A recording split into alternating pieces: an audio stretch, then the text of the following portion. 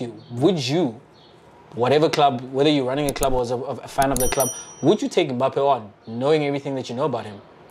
I would take Mbappe on and give him different conditions. If you're not giving him the power that he has at PSG, I think things may be different. And I know that in this day and age, player power has risen. It's no longer that everything is said and done. The final line is told by the manager, and everyone else falls in line. Because, I mean, when for instance, what I remember about Sir Alex Ferguson, that nobody earned, even financially, more than Sir Alex Ferguson. If you earned $1 million, Sir Alex would earn $1,000,001 because he's the boss. And not only financially, but then also his voice in the changing room. I think, you know, the whole idea with Ronaldo comes back to Man United and overshadows the club because he's too big. If Sir Alex Ferguson is at that club, you never say that. But because it's Ole and these other inferior managers, you might just get that about the team.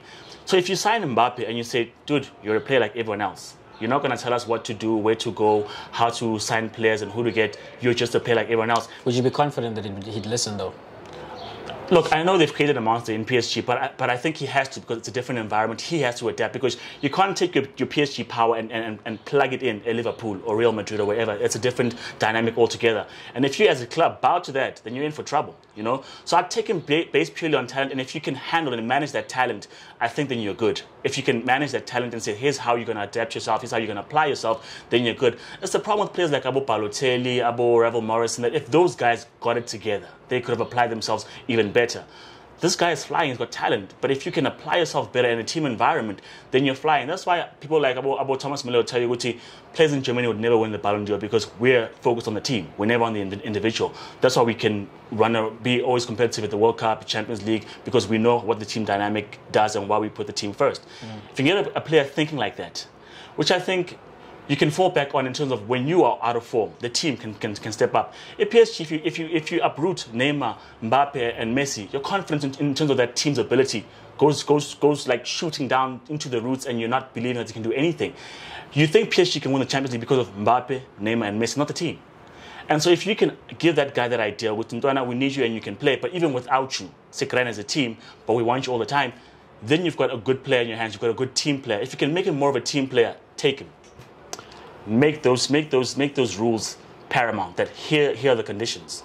I would take him because someone is going to take him. Like, if that talent goes on the market, how many people are going to pass on that? And if I am one of these teams that's in a position where they can afford him, also, if you're a team with characters in your dressing room, see at Real Madrid, for example, those are multiple-time European champions.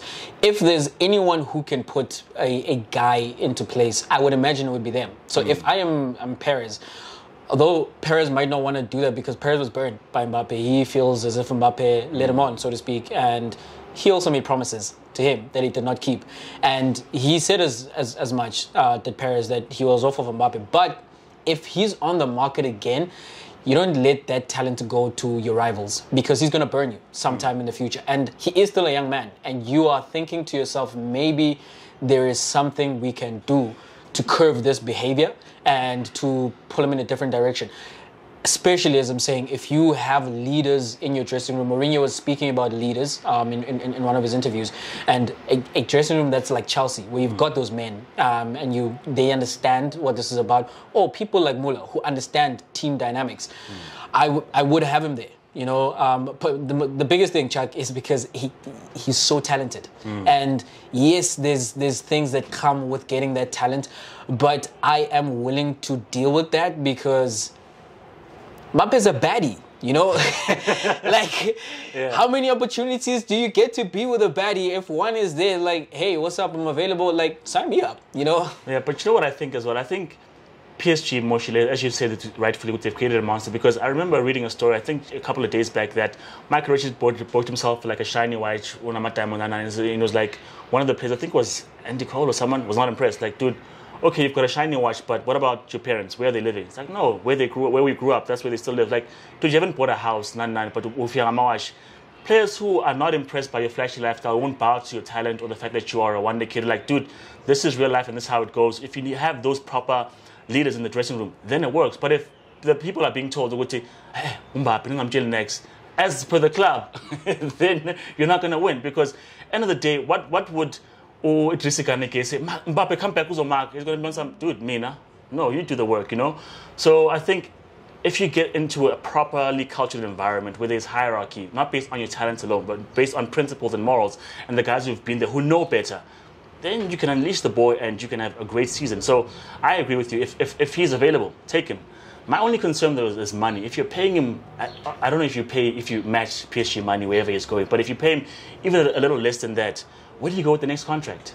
That's the market. Messi and Ronaldo have managed to get paid throughout their careers, so you manage that. Clubs know how to manage 22. that. It's still, you're gonna be signing multiple contracts. The thing is, Chuck, there's just more and more money that keeps coming into the game, and it's gonna happen that way.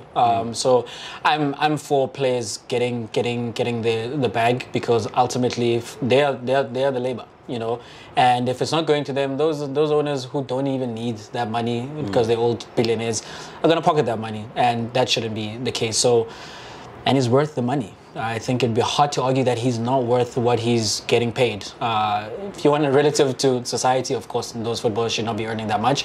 But the market is the market, and that's the market they play in. So if you can afford him, like, take him on, because he's gonna bring you success. He's proven that so far in the early parts of his career.